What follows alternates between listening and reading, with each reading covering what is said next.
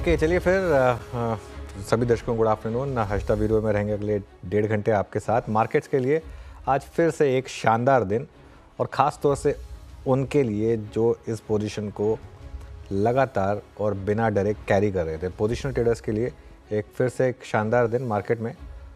और day traders को भले ही निफ्टी में कुछ ना मिला हो, एक्चुअली डे ट्रेडर्स तो आज शायद लॉस में ही रहे हो। हाँ, एक चीज़ है, बैंक निफ्टी ने आज डे ट्रेडर्स को भी पैसा बना कर दिया है। बैंक निफ्टी ने आज फ्रेश एंट्री का मौका भी दिया इनफैक्ट। और देखिए आज बैंक निफ्टी में बहुत शानदार चार्ट है, ये बहुत प्यारा चार्ट है इंट्राडे में। और जिन्होंने लॉन्ग पर भरोसा किया उनको तो रिवॉर्ड कर ही रहा है मार्केट।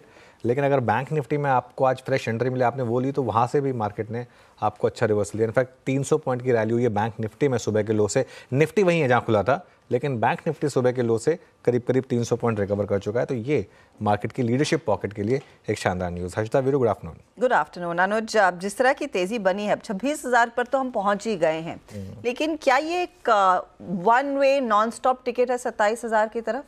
क्या उसी मकसद के साथ काम करना चाहिए अब? देखिए, one step at A time. 25,900 से 26,000 का एक थोड़ा सा कंजेशन है, माइनर कंजेशन है। आज सुबह का हाई भी वहीं था 25,925 के करीब। फोर्स के साथ अगर आपने 26,000 निकाल दिया तो हाँ, तो फिर मैं कहूँगा कि फिर थोड़ी सी मार्केट में और तेज़ी हो सकती है।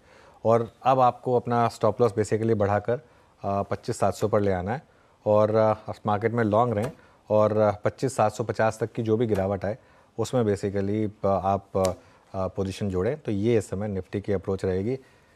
और जहाँ तक बात बैंक निफ्टी की है, बैंक निफ्टी में मेरा ये मानना है कि अब 55,000 तक की एक तेज़ी की शुरुआत हुई है यहाँ पर, और एक्सपायरी से पहले 54,500 से 55,000 तक के मोस्ट पॉसिबल हैं।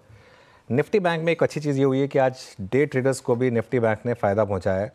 तो लॉन्ग रहें, और एक डे का स्टॉप लॉस, एक जो आज का डे लो है उसका एक स्टॉप लॉस रखें 53,741 पर। अनुज, निफ्टी पर एक थोड़ा सा मेरा फॉलो अप है। कंसिडरिंग इट्स कंजेशन जोन में ही हम फंसे हुए हैं, ये 25,900 से 26,000, तो क्या 26,000 पार करने के बाद ज्यादा कन्विक्शन के साथ तेजी करना, उसमें समझदारी रहेगी? देखिए हर्षदा, क्या 900 पॉइंट जाने दीजिए? नहीं, इसमें मैं एक्चुअली बताऊँ आपको, इसमें ना हम इस कॉन्टेक्स्ट में देखिए, हम फ्राइडे को 350 पॉइंट ऊपर थे।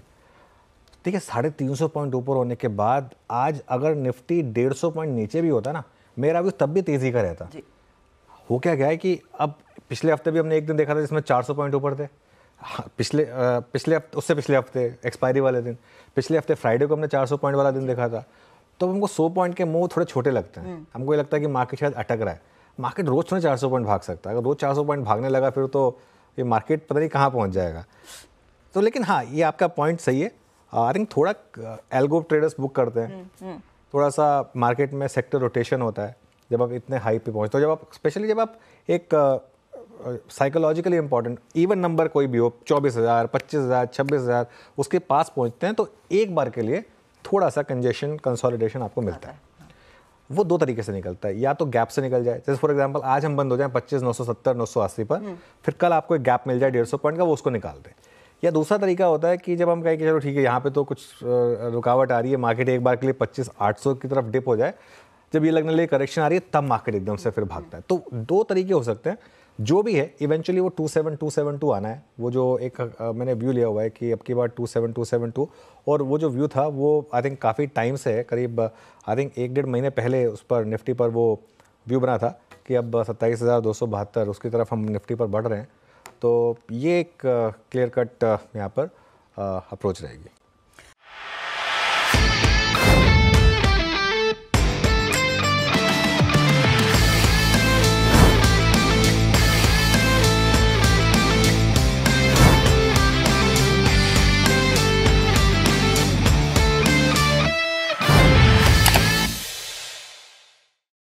बता दें कि मनी कंट्रोल पर दिए गए विचार एक्सपर्ट्स के अपने निजी विचार होते हैं। वेबसाइट या मैनेजमेंट इसके लिए उत्तरदायी नहीं है। यूजर्स को मनी कंट्रोल की सलाह है कि कोई भी निवेश निर्णय लेने से पहले सर्टिफाइड एक्सपर्ट की सलाह लें।